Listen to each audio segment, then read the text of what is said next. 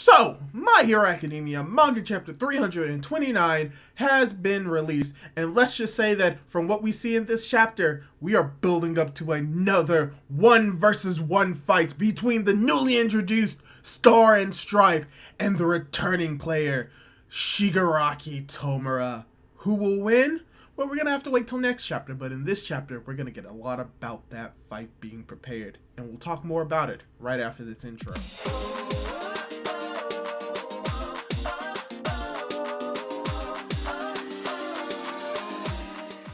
Hey guys, how's it going? It is your boy, Manga Man Drew, and I'm here to do my review of My Hero Academia Manga Chapter 329, titled The West Makes It Just on Time, Ready to Save the Day. Yeah, that's a very long chapter. They may shorten it in the official release, but that is still a long chapter title. But yes, if the title hasn't given away, we are actually going to be focusing on the arrival of Star and Stripe to Japan, but to be more precise, we're actually going to be focusing on the villains and what they may have been doing throughout the time that they were hiding, as well as building up certain characters and building up potentially an army to go against the remaining heroes, as well as setting up a fight at the end of the chapter between Star and Stripe and Shigaraki. Ooh, so we know for a fact that Shigaraki is going to be very powerful, especially since he's almost fully completed. So that is something that we're most likely going to be getting next chapter, the actual fight. But in this chapter, it is all set up for it, as well as setting up the potential plans that All For One has. So, before we get more into it, I'd like to ask you, if you haven't done so, to subscribe to my YouTube channel. I cover the spoilers, I do reviews, as well as discussions when it comes to My Hero Academia, so if you're looking for My Hero Academia content, you've come to the right place. So, if you like what you see, subscribe, and now, let's get right into the review. So, the chapter starts off once again with, the title of the chapter, as well as a full body image of Star and Stripe. And I will apologize if I start calling her Star and Stripes or Stars and Stripes, because I just can't stop adding an S to the end of the name, because it just makes sense to do it. But nevertheless, we do get to see a more full body image of her, and when it comes to her physique, it is what you would expect for a hero. It's very muscular, not like muscular to the same level as All Might, but she is very built, she's very toned. Unfortunately, her chest is not as big as it was portrayed in the last chapter, but it's still very bulky. For the most part, she's a very muscular individual, and unfortunately, we do not get her quirk in this chapter, nor do we really get hints of it, but we do get one revelation when it comes to her powers and why she's important. So cutting from the very muscular lady, we cut over to the semi-muscular old man with testicles for a face. Yeah, we all know who we're talking about. All For One. Yeah. So we have All For One sitting on a throne, because of course he would, as he pretty much explains to Spinner, which, he should know this already, but he just explains to Spinner nevertheless that they have escaped and that they have won the hide-and-seek game that they were playing because they allowed for the inmates to go free. The police are preoccupied with them while they were able to escape, specifically to a small island nation, which it's weird that he brings up it being a small island nation, which means that most likely they aren't on the land of Japan, or at least Japan's main island. They may be on a smaller island surrounding Japan, or in an island that is a little bit farther off. We can't tell exactly where they are, especially at the end of the chapter where, spoilers, Shigaraki arrives to meet Star and Stripe on a Nomu that can fly, so it doesn't really give a direct distance from where they are, because you have someone later on bring up that Shigaraki is approaching the area 50 kilometers away from where they're landing. So there isn't a direct area where All For One and Shigaraki, where they all are. All we know is that they're on an island and that they were able to escape capture, and here's where All For One begins to go a little bit more into his plan, and how the hide and seek was just step 1 of the plan, and how step 2 is to get his hands on One For All, and that there's going to apparently be another step, as we have a Spinner basically saying that, oh wait, All For One isn't your final goal? what is it then? As you just have All For One is like, you don't need to worry about it. It's a plan that I've spent lifetimes doing. I've built it up to this point. You don't have to worry about it. It's gonna come into fruition very soon. Just wait and see, because when it comes to what's about to happen, we're gonna face our greatest hurdle, but our greatest opportunity. And I want to bring something up, and this is something that we are going to see a little bit more in throughout this chapter. We are going to have a strong focus on Spinner, which, it's amazing because we haven't really had a strong focus on Spinner. Like, the only times when we've actually focused on this character was when he was first introduced as a STONE fanboy, when he was fighting in the war against the Paranormal Liberation Front with his character development, his characterization. And then the third time was literally during the war, where he stood up for Shigaraki. So with that idea in mind, it makes sense that he would want to work with All For One, because he confirms with Spinner that Spinner is the only person that is acting as All For One's bodyguard, which I thought is a little bit weird, because I would think that Spinner would outgrow that poser attitude, instead of just flowing with the trends, stick with Shigaraki. But I have an idea what's about to go down, and I think Spinner may be acting as a double agent. Because in this chapter, we have All For One explaining about his influence all over the world, and how there are other crime syndicates around the world, and that All Might defeated or mitigated them all in Japan, but that the ones around the world are still active, and that if left alone, they could basically turn on each other, and how Star and Stripe is one of the people that is sort of kind of keeping everything at bay, because she comes from the area with the greatest heroes, the land of the free, the zenith of hero society, which is weird that it's America, but then it makes a lot of sense that it's America. We just assumed it was Japan, since, All Might was from there, and that he is the best and the strongest hero. But it is confirmed that Star and Stripe is the world's strongest woman. Ooh, Miracle isn't gonna have that. Oh, she can't be stronger than Miracle. Oh, fight between Miracle and Star and Stripe.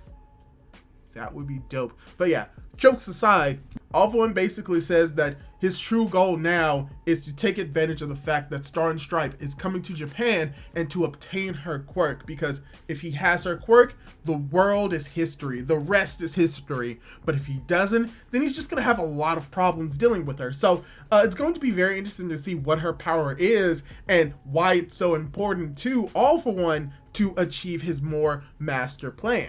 But yeah, like I was saying, as he was explaining this to Spinner, Spinner is going to be playing a bigger role, if not in this final act, at least in All For One's plan, because he's saying that he needs for Shigaraki, he needs for Spinner to help Shigaraki, which I think he's already doing as a double agent spying on All For One, but he is specifically wanting Spinner to be sort of a new symbol for the Liberation Front, the Paranormal Liberation Front, because he explains that Spinner has been discriminated, and that he can speak for the voices all across the world, for people like him, for people to support him in secrecy, because they're already doing it. Basically, he's trying to make Spinner a symbol, and we kind of see it in this chapter with a panel or two of literally Spinner's face on a poster saying Spinner is the spokesperson for the Paranormal Liberation Front, as we get reintroduced to a few of the surviving executives of the Paranormal Liberation Front, where one of them wearing a black mask, most likely hiding his hideous face. I'm joking, you probably look decent.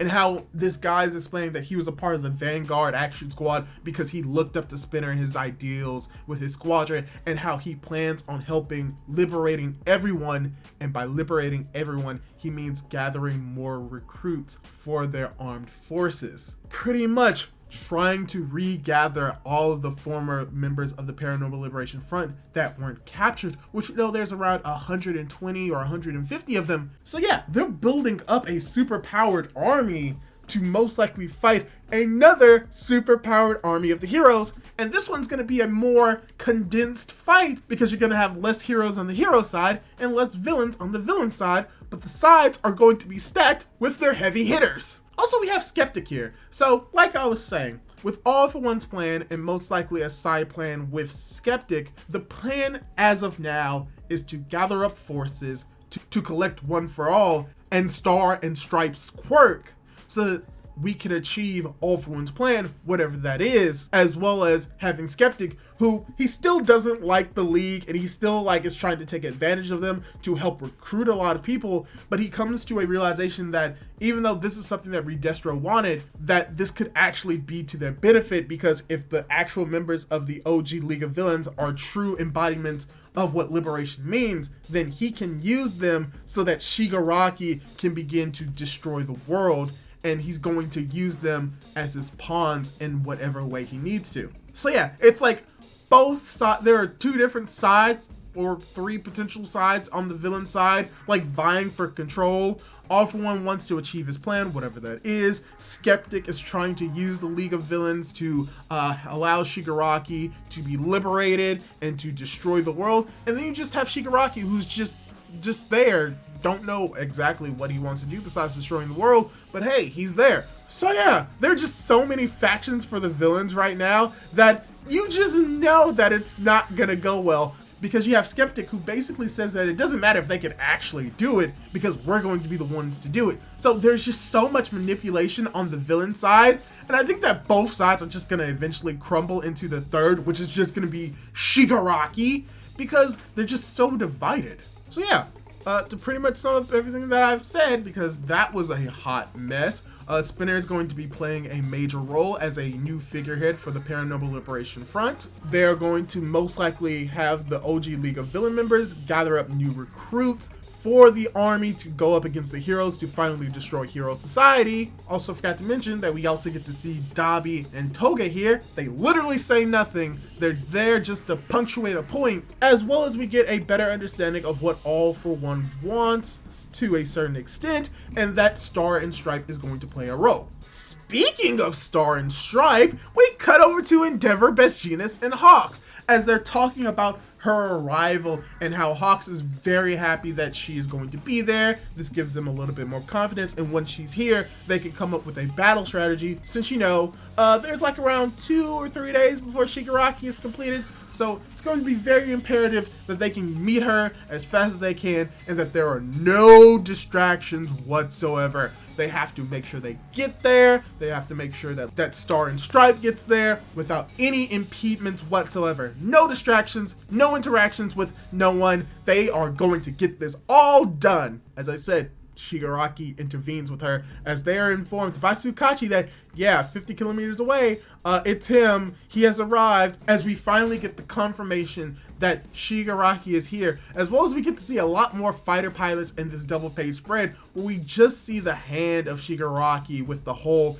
indicating that he does have All for One as he confronts Star and Stripe. And then we approach the end of the chapter where you just have Star and Stripe just looking over, and it's like, oh, you must be here to greet me. Are you that All for One villain? As she begins to get serious. And then you just have this one panel, this one page of just Shigaraki looking badass as he's like, huh, well, who am I indeed? As the chapter ends, and the reason why he says that is because he has having an identity crisis, because he is both Shigaraki and All for One at the same time, and he doesn't really know who he is right now, and to be honest, he probably wouldn't care as long as he's able to destroy things. So like I said, this chapter is pretty much building up to the fight between Shigaraki and Star and Stripe, and it's going to be very interesting to see how this fight goes. We see that Shigaraki is able to fly on the Nomu, so it's very likely that this Nomu is going to be Shigaraki's platform in this fight, as well as the fighter jets being Star and Stripe's battleground potentially. We're probably going to see these aircrafts try to take out Shigaraki, and Shigaraki is just going to completely obliterate them, which is going to be cool, as well as we're going to potentially get the reveal of who Star and Stripe is and what her quirk is next chapter. So pretty much all of this chapter was just setting up for this fight, setting up the goals for All for One and what they could potentially be, setting up like the hype for Star and Stripe's quirk, which I may make a video on potentially what it is, as well as just setting up Spinner to pretty much be the new face of the Paranormal Liberation Front, which would most likely tie into an issue that hasn't really been addressed fully in the series when it comes to discrimination of heteromorphic quirks for the civilians. So it's going to most likely derive from Spinner and potentially Shoji on the hero side. So yeah, this is pretty much setting up a lot of stuff for next chapter, as well as setting up for stuff future in the story. So yeah, I really enjoyed this story, and just focusing on the villains right now is something that we've all wanted once again ever since the first My Villain Academia. Hey, it's My Villain Academia Part 2. This time, Electric Boogaloo. Old joke is old, but yeah, I can't wait to get a little bit more of this. I can't wait to talk more about Star and Stripe. She has a very cool character design. We just need a little bit more of her personality for her to be a little bit more fleshed out as well as just getting to see a potential fight between Shigaraki as well as her. Wow, it's been a while since we've had like a massive fight since Deku versus Lady Nagin, because I don't count Class 1A because they weren't trying to hurt him. So all in all, really enjoyed this chapter, really going to enjoy next chapter, and hopefully you'll be able to enjoy this chapter as well, and hopefully you enjoyed this review. And if you did, why don't you leave a like down below and leave a comment down below on what do you think her quirk is, and do you think that she will be able to win this fight against Shigaraki, or will she just have her quirk taken away? And I think potentially what could happen is, I don't think she's gonna die.